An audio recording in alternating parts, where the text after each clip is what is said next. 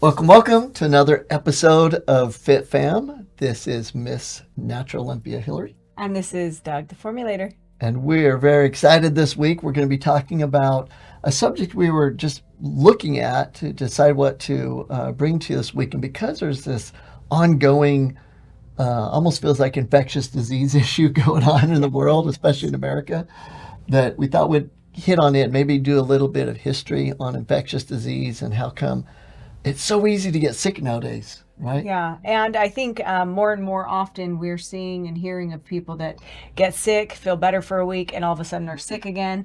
And so really trying to tap into some of the factors there. Yeah, if we can get down to the core and pick some of that, then I think we can help eliminate that and give you guys some tips on that. So as always, click to subscribe. Would love to have you guys be a part of this journey with us and get notified when we, each week as new episodes come out.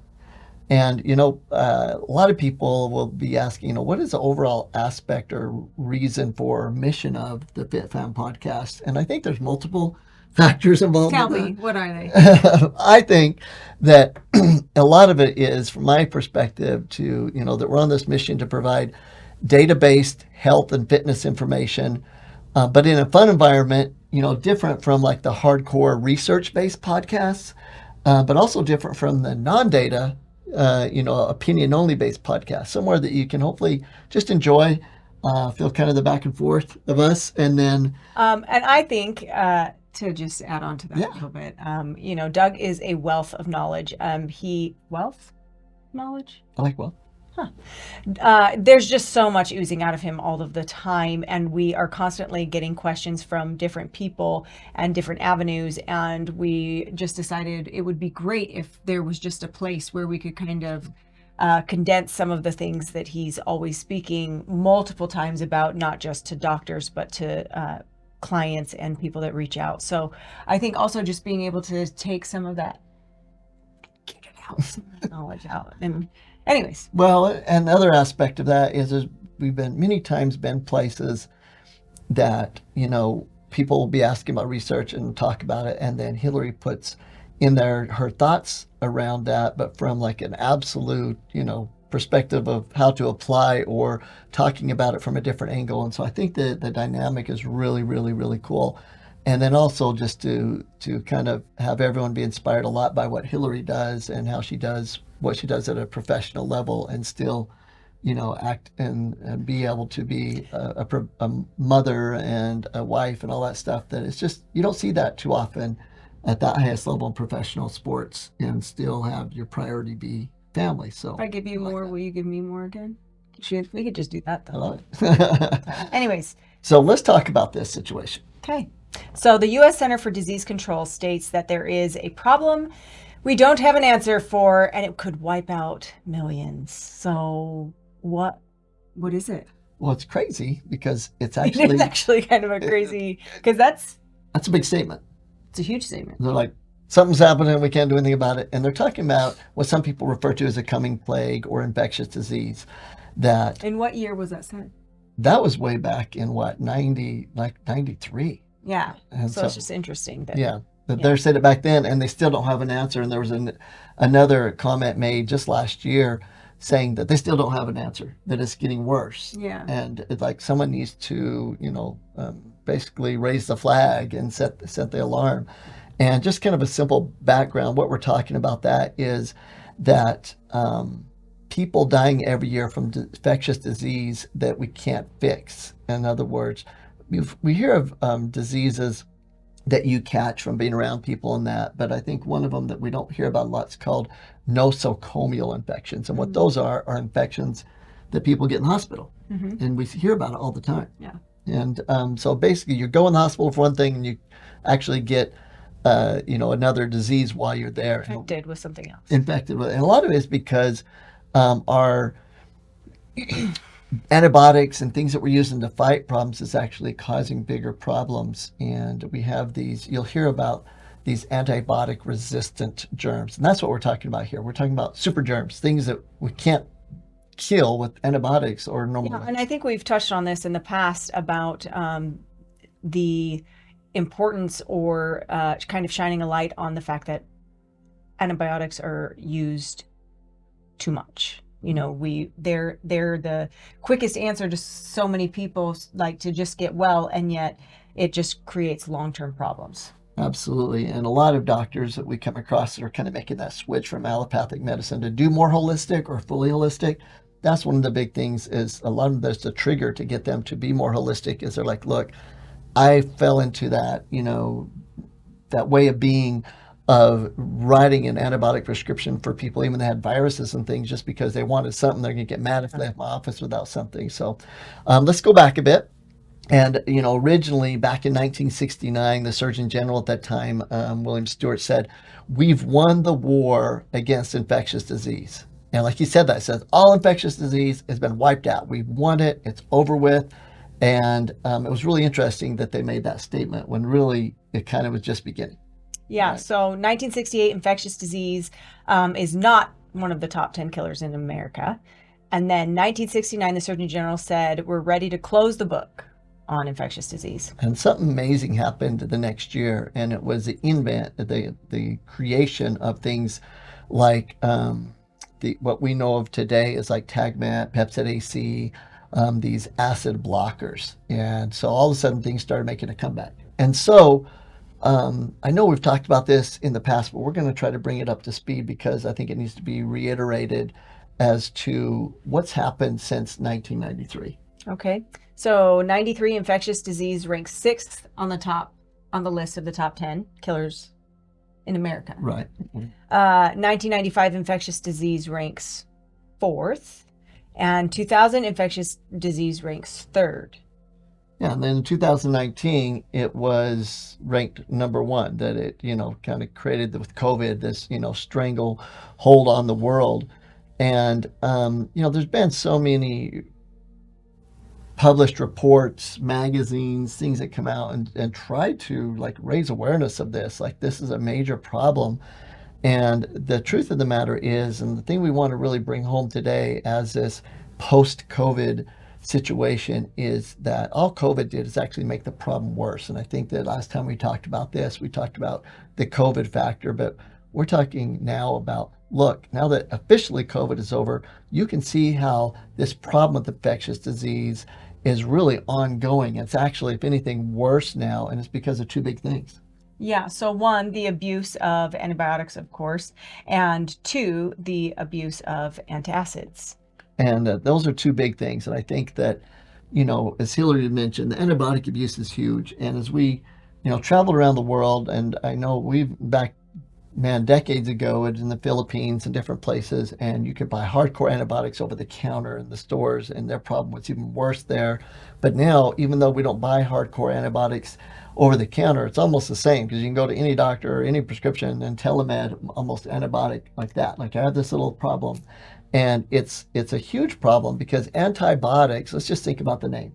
Right. Well, yeah, but I think the big thing too is that in the past, when I was young, you were in the doctor's office and they were swabbing you. You would get swabbed, and but nowadays, through telemed and everything, you kind of just explain your symptoms, and then they do their best to prescribe from that. So that's a huge point. I think that's something that can be looked at as well. Really, because you got swabbed to see if it was bacteria or virus, right. And if it was a real clinic, then they'd find out which type of bacteria to prescribe the right antibiotic for that bacteria. But now it's like you said, it's even if they go as far as finding bacteria, virus, it might be like, oh, my amoxicillin, let's do some big general type. Right, a general antibiotic to kill off most of what they see. And I think sometimes it's because doctors often see certain symptoms, and it's related to this bacterial infection. And then you then convey what kind of symptoms you're having. And so they just kind of throw you into this group instead of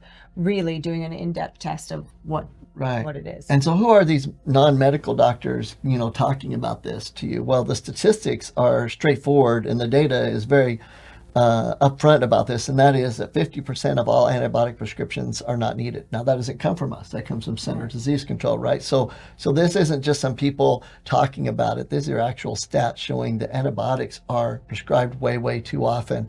And even though it's ultimately the doctor's, job to do that, I really think the pressure of of commercials and the pharmaceutical companies and everything else is really bad. Well, I think that, but I also think the pressure of the patient.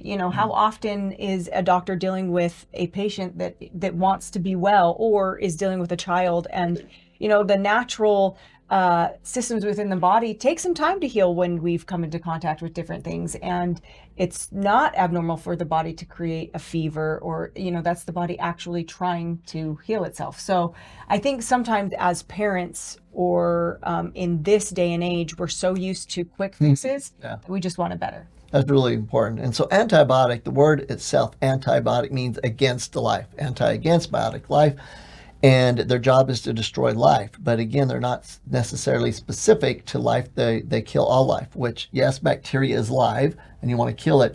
But there's bad bacteria that's causing the disease, but there's also good bacteria. Our entire ecology, our probiotics in our gut. Right. And more research is coming out recently about just how important it is to have those good bacteria within your gut.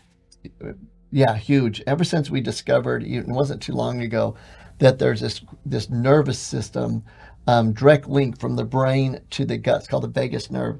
And basically that the gut will tell the brain, exactly what to think and what to crave and the chemicals. And we didn't know that before. And it's really opened up, like you said, that man, the gut has a lot more to do with our emotions and our cravings and our health and well-being and longevity than we ever thought. And if the antibiotics are destroying all of the bacteria, they're destroying the good guys that are sending the good signals also. Right. So a lot of times we like asking at seminars, I'm like, how many of you don't take antibiotics? And understand, like, never take him in. You see a lot, right? I've been tricked by that in the past. And so, like this last week, you have 200 doctors in the room. They're all holistic. And of course, no hands go up, right? I don't take antibiotics, like Hilary said. And then I ask them, how many don't eat meat? And you get some hands in that environment up, but maybe 5, right?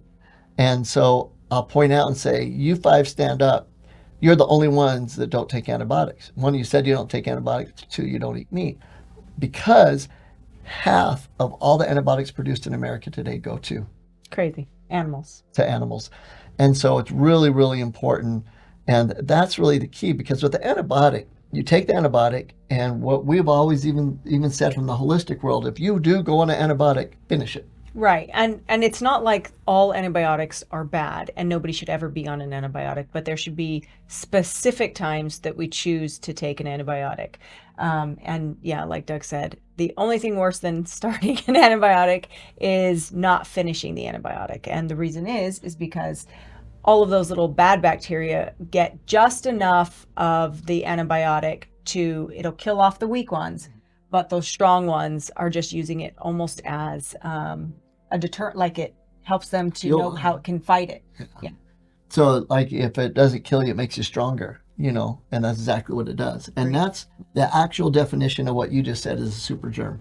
Right now, that antibiotic can't destroy them because they're now stronger from it. It's gotten a taste of all the antibiotics and it's learned how to fight against them. So there's nothing big enough or strong enough to kill the bacteria. That in itself describes infectious disease and the problem we have today. So what we want to do is to understand that if you take an antibiotic, you take it very specific to a specific bacteria and the antibiotic for that, and you finish it.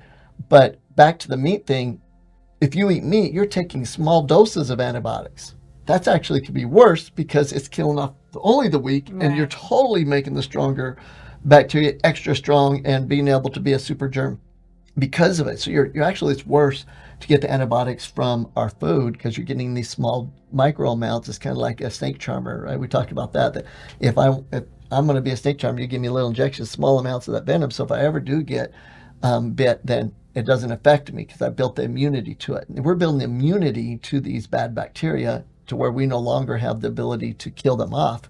And that's the huge problem with the antibiotics. And so with meat, just if you eat meat, take it without antibiotics. It needs to be organic, grass-fed, true grass-fed meat. Shout out to Butcher Box or our client that sells that. But really, really important. So the key is that we should educate the population on just that, is be more aware, right? Like, what do we do when we need something, we go to the doctor, we need to be very specific about, can you find out which bacteria that is, and only prescribe, the specific antibiotic for that. Okay. So now we understand antibiotic. So there's got to be an opposite. So a probiotic is for life. And that's what's supposed to be in our gut, up to 3 pounds of it at any given time. So if I take an antibiotic and I go through my antibiotic, should I take a probiotic as I'm going through my antibiotic? And aren't we saying that then the antibiotic would kill anything that's for life in that probiotic? Or is it best to finish the antibiotic and start a probiotic? Great question. So back in the day, in the 90s and that, we taught people, well, just take, your basic good diet that has maybe little probiotics in it. Don't stop taking probiotics when you're on the antibiotic, but don't start taking, the higher dose until after because of that. But what the new research tells us is that actually the good, strong, healthy probiotics do survive the antibiotic, at least the strong guys, the same thing as the bad bacteria, and it's good to keep putting them in. So we also know from Dr. Shahani's work with a very specific probiotic, they can be raised in a way to be strong enough, kind of like our own super good germs, good bacteria. And so the answer to that is increase the fermented food in your diet when you're on an antibiotic, right? Name some of the fruit. Yeah, your kefirs, your sauerkrauts, your kimchis, your sour yogurts. Absolutely. All those things.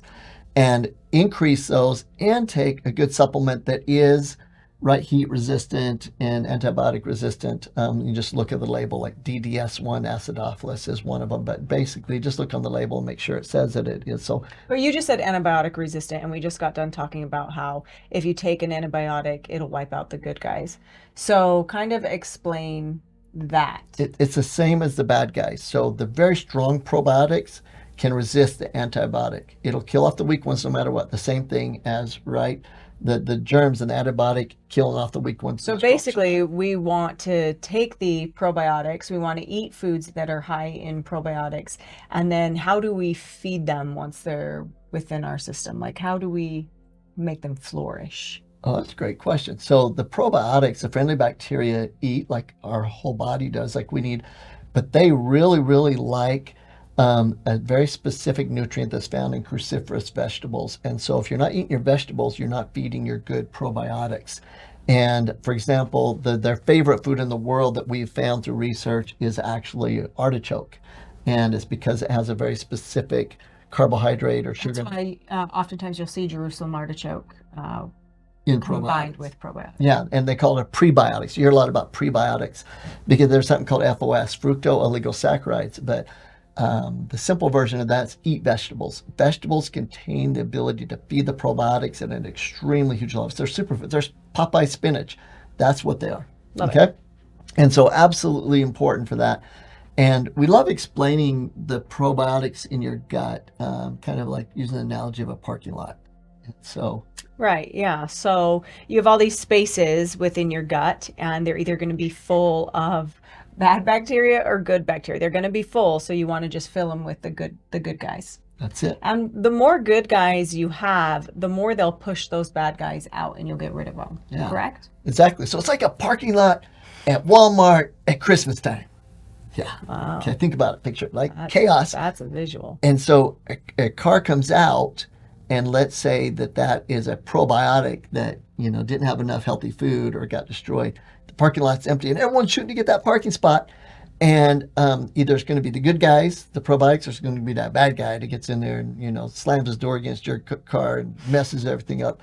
And so the key is that your parking places need to be full, but mainly of good guys, and you need to keep the good guys flowing through that parking lot all the time so they can have places to fill in and be able to take care of it. That's great. I loved it. All right. And so that's the whole first problem. And I think the answer now versus even before on that subject is that if we're getting sick consistently and we're going through that, which so many people that are trying to live a very healthy lifestyle. Yeah. Right? So it isn't like just... people that are exercising, people that are getting their probiotics in. And watching what they eat. Absolutely. And a lot of it is what kills those probiotics besides antibiotics.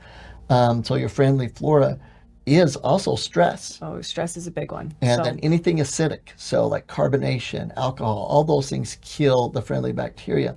So the answer is, especially people that, most of us have this high-paced lifestyle, we have stress in our life, is to constantly feed those parking places with friendly bacteria. So just all the foods that Hilary mentioned of fermented food diet and taking your probiotics is one of the best things you can do consistently to help with this. yeah, and just as important as the great things that you can put in is the importance of not consuming an abundance of processed sugars, especially because those bad guys, they love sugar. That's a really good point. So the friendly bacteria are raised on the sugars, carbohydrates from vegetables, and the bad guys from the processed They ones. like the sugar. They like the crapola. Yeah, they like it. So, just as important as it is to eat the fermented foods and to take a probiotic, it's equally important to stay away from things that destroy your probiotics or feed the bad guys. So, sugar, soda pop,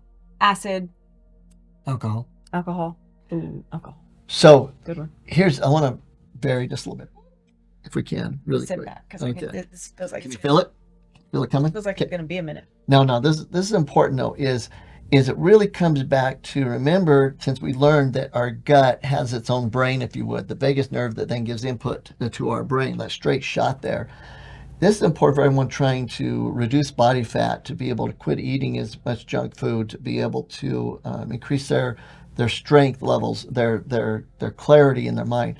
It comes down to understanding what we just said about what probiotics crave to eat to be healthier and stronger, the friendly bacteria versus the pathogenic, the bad bacteria. What they crave is whatever you raise them on, those bacteria, whatever ones are filling most of the parking places in here, they're going to send the signal to the brain to eat more of that food. So if we have a lot of bad bacteria here, the signal is to crave sugar. Yeah, and I actually love it when you bring that up because I feel like so often and so many times we are like, I'm trying, and and that's true. We might actually be trying, but because for so long, our We've raised gut too has much sugar. been, yeah, our gut has been fed the wrong foods, or for a time it's been fed the wrong foods, right? Have you ever been like perfect and had a great diet for a really long time, and then Christmas came around and you kind of had way too many sugary treats for way too long, Too long as a kid. and Thanksgiving bled into Christmas and Christmas bled into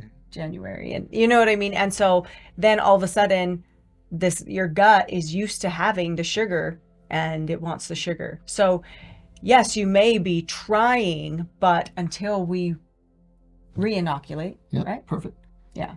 And that's the key. So one of the big answers for everyone is make sure you have enough of the friendly bacteria that's craving the healthier foods.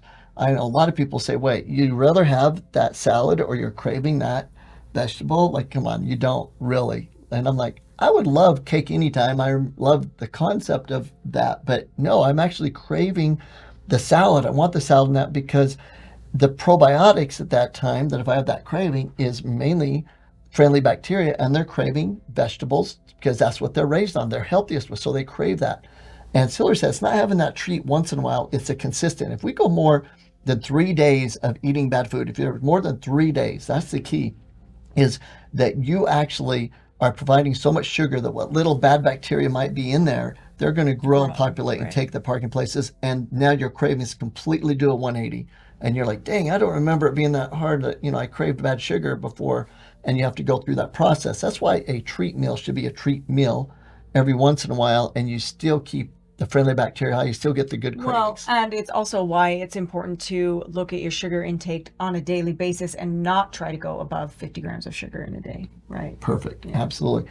So let's go to the second problem real quick. And so the first problem is antibiotic abuse, understanding antibiotics, understanding what to do about it with the flora. The second problem has to do with what we talked about in the 1969-70 when they first brought these drugs to the market that block acid in the stomach. And that's really important because one of the easiest ways for bacteria to get in the body is through our mouth. And it comes in when we breathe, eat, drink. And the first line of defense in our body really is hydrochloric acid. Right. And I think this one also boils down to the same concept as the, rush to get an antibiotic. It is the rush to feel better when we have, Heartburn. when we're dealing with heartburn or indigestion or an upset stomach. And these antacids came into the spotlight and it was like a cure-all. It was like, oh my gosh, I feel so much better. I remember I used to drive around with my dad in his truck, a prophet's not a prophet in his hometown, and he would drive around with this container of Tums. Big container. Like Crazy. Yeah, big container. And he was dealing with indigestion constantly because his diet was not great. And he would just pop a couple of Tums constantly and just like, That was his. like it was a Drama life chemical. savings. It helped, and come to find out it's also a big contributor to, his His passing. passing. Yeah, So no, it absolutely was. And I Yeah. think that's a good one of those principles we can learn from. So I'm going to take you on a trip real quick. let's go. This guy is a food trip. So my basically, bags. when you eat food, right, it goes in the mouth, comes down the esophagus, and it goes to the stomach. And the stomach is like a wine flask, but it's really two parts. And so the upper portion of the stomach, the fundus portion of the stomach, that food will get to. And it sits there, and the body says, here's how much hydrochloric acid we need to make, how many enzymes that need to be secreted, because that food's either processed and cooked, or it's raw, and where the body doesn't have to work very hard and create very much. And then it drops in the lower portion of the stomach, and that's why hydrochloric acid is so important. Its job isn't to digest anything. It doesn't digest anything. It activates enzymes to digest, and its number one job is to kill bacteria. Okay, so now the food comes down, enters the stomach, goes to the lower portion.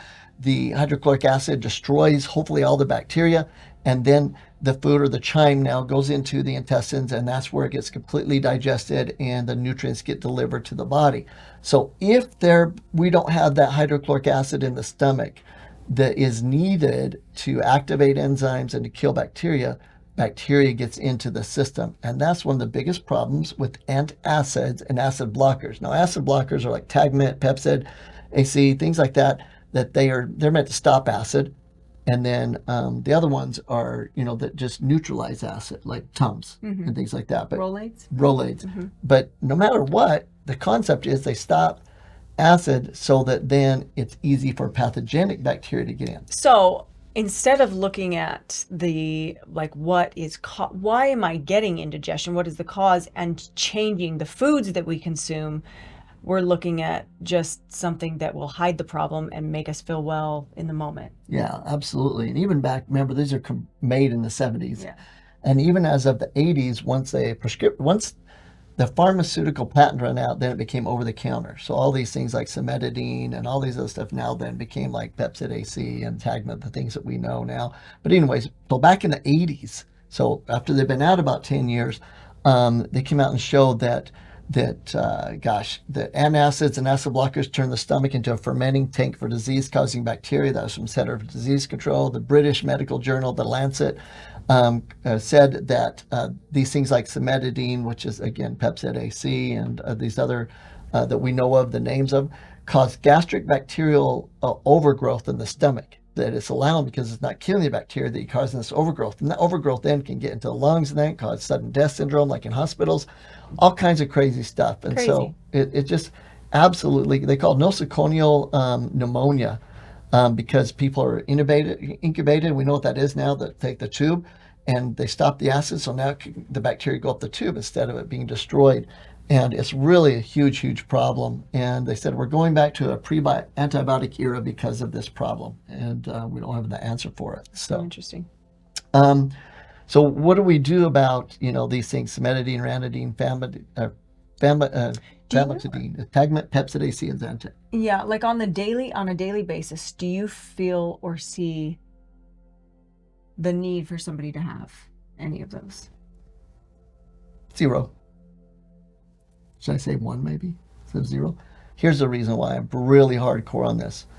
The problem is indigestion. The non-digestion of foods causes pain, acid reflux, heartburn, indigestion. So you have two answers to this. Either you stop digestion and it gets rid of the pain, acid blockers, antacids, all those things, or you finish digestion and get rid of the pain. And finishing digestion takes away the pain also, but it delivers nutrients to the cells. It keeps the acid intact to kill the bacteria. But people jump because of the pharmaceutical patents and drugs to these antacids and that versus taking digestive enzymes and probiotics to stop indigestion, to stop the pain, but you're actually doing it by providing back what's missing, what caused indigestion in the first place. That's why I'm like, say, zero. There might be a very specific condition that's maybe been caused because of years of abuse that you maybe need to take things for a short period of time. But even hospitals have said, oh, we're going to stop acid when people come in here because we don't want them to be in pain, cause sudden death syndrome and all these nosocomial diseases. It was a huge mistake, huge mistake. Right, So, because the pain is an indicator that something is wrong. The pain is the indicator that something's going wrong here. So instead of just stopping the pain, we need to stop the cause of the pain. that's it. And so the cause of the pain is not digesting your food. Digest your dang food. And the first answer to that is to chew better. Just chew more, right? Keep chewing. And then also to be able to take the enzymes when you eat cooked food because it's been destroyed at 118 degrees and processed food, and be able to add those things back, and that will take away the indigestion. And that's why our number one formula we promote to the world is Digestamil. It has probiotics and enzymes in it. You take it when you eat cooked food. Okay, so what's the fix? Let's kind of go through that little step. Okay, so be educated, committed to fix the problem of antibiotic use, and utilize antibiotics only when they are 100% necessary. Absolutely. And try to, if you eat meat, stay away from meat that has a lot of antibiotics in it. That's why you need to truly, nowadays, go for the organic grass-fed. Take a probiotic, right, to help with the antibiotics that you might consume within meat, but also to fortify your own gut. Mainly in America, too, because we don't eat a lot of fermented foods. Like, we all should add fermented foods to our diet and take a probiotic supplementally because of infectious disease being a big deal. Yep, for sure. And then also not just antibiotics, but stay away from antacids. That's a big thing, is to stay away from antacids, because I think that if you just make it so you just don't take the antacids, that's really the big thing. I think that most people are like, hey, I'll just take them once in a while, and that just commit to not take them. And I think that's in my opinion, one of the best things that you can do is just not take them, right? Right. And so if we do these things, then we know that we're going to be able to be, on a better path, to optimal health. And I think that's really the key, is, that pre-digestion fixes indigestion. And pre-digestion means chewing your food more and making sure that food has some type of enzymes or probiotics with it, either naturally because you're having the kimchi or the sauerkraut or those things, or adding them back. But you've got to do one of those things. Either have it be fermented to begin with or add them back. Absolute, in my opinion, the most important thing you can do for your health to fix this problem right now. Okay? Got it. Anything else along that lines? I think the reason I wanted to kind of talk about this subject again is to really emphasize the problem we're seeing. We're seeing it a lot all the way across the United States. Mm-hmm. Is people are getting these reoccurring diseases or conditions, Mm-hmm. And they keep asking, what can I do to fix this for good? And the answer really is to digest your food, make sure your probiotics, all the parking places are filled up the best you can. I think, yes. And then you had briefly mentioned stress and just how much stress can affect how your well-being and your probiotics. So I think anytime we are feeling an abundance of stress, each of us is different and has a stress reliever to really go into whatever that is that helps. But for all of us, breathing will help immensely. So just stop, taking a breath, and giving yourself 5 minutes to inhale and exhale deeply. Absolutely. And for those that are A-type personality, that we deal with a lot, that's one thing to say, take a breath, So sometimes you need to get into the right space with that. And that's where there's different tools, like Brain Tap is a great thing you can look into. Being able to speak to yourself, your goals, and open up your mind a bit and not get caught up, in the trees. You got to step back and look at the forest concept. And so just don't think, just breathe, like truly mentally try to get to a place of abundance and what you're thankful for. And that helps you to breathe deeper. I know I automatically breathe deeper when I'm thinking about how blessed we are and how thankful we are for different things in our life versus, the moments and the things that need to be taken care of or the concerns that we have. So that's a great way to end it. Is it all comes back to outlook about appreciating life, breathing more, and that fixes a lot of problems. Just make sure you obey the laws of nature, eating more raw food, fermented, add back when we choose not to eat our food that way. And that can go a long way to fix this infectious disease problem. Love it. So until next week, this is Miss Natural Olympia Hilary. And this is Doug the Formulator. Keep chewing, especially from this episode. Really chew. Like chew.